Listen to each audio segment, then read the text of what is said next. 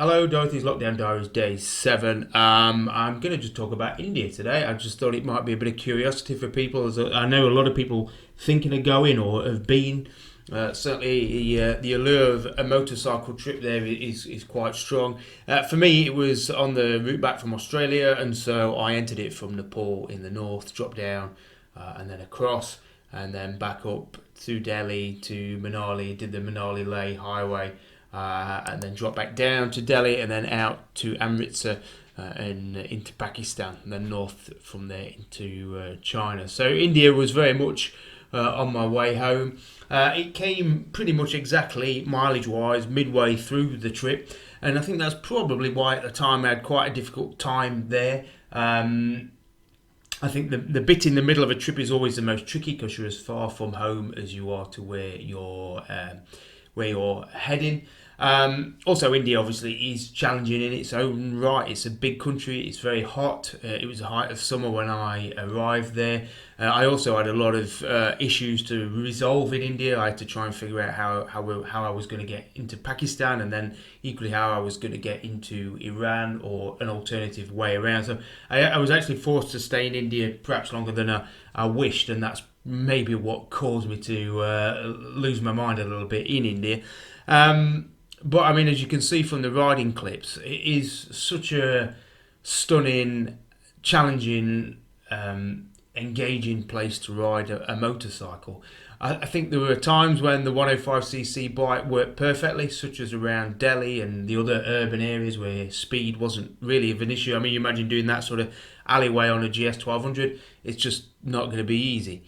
Equally, out on the open road, the speed of traffic does increase up to sort of 55, 60 miles an hour, where you could do with a little bit more power. But you can certainly see why the bullets, the 500 bullets, work perfectly out there. Their speed is perfectly matched to the sort of rate of traffic. I think anything bigger than that, I think it's a little bit overkill. I'm sure things have improved in terms of infrastructure in the last 10 years. I'm sure the roads are better surfaced, but there's still a lot of things to negotiate, whether they be potholes or tractors coming the wrong way on the motorway or on the highway, or cows wandering in the road, or people crossing the road. And as you can see, I think this is in Varanasi, this little bit of riding here, and it's just a main street through Varanasi. And I think when you first get there, it just seems madness, absolutely chaotic madness, which I guess in a way it is, but equally it works, it flows, and you have to forget that not everything's as orderly and as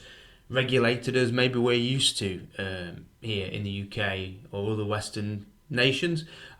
Things are more flexible, and that for me makes it kind of all the more exciting.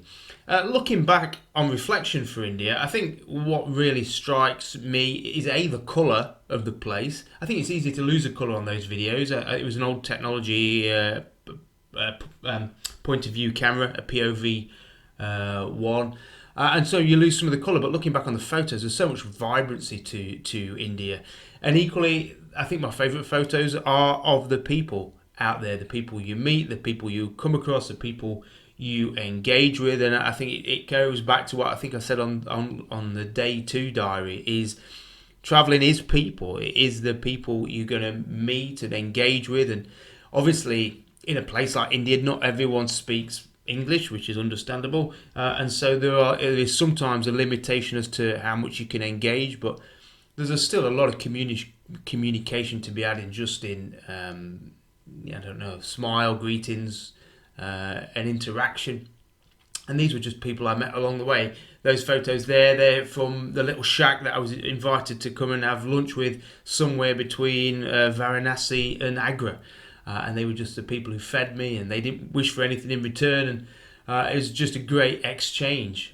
Some of these other photos are in downtown Delhi, where I was staying in Paraganj, and on an evening I'd just go out and try and talk to people and meet people.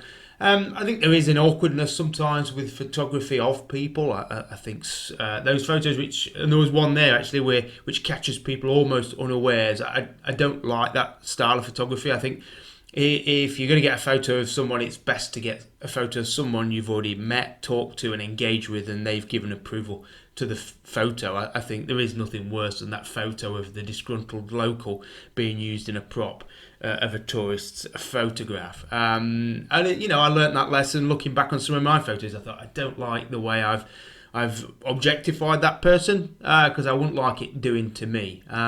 These are photos from up in the north, when I rode from Manali to Leh, or from Delhi to Manali, then Manali to Leh.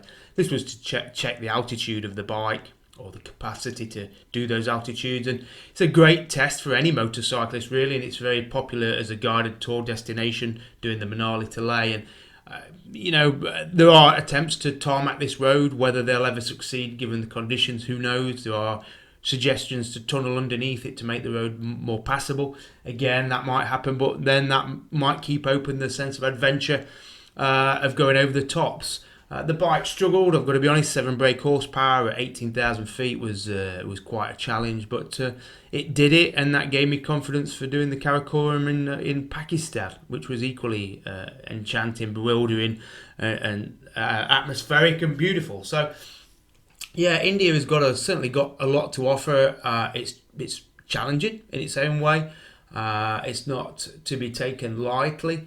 But the people there are certainly what make the place. And it was a challenge for me. I really struggled. There were times when I could have just given up and flown home in India, just because of the heat and the difficulty of getting visas and things like that. But glad I stuck with it, and I would certainly recommend India to anyone.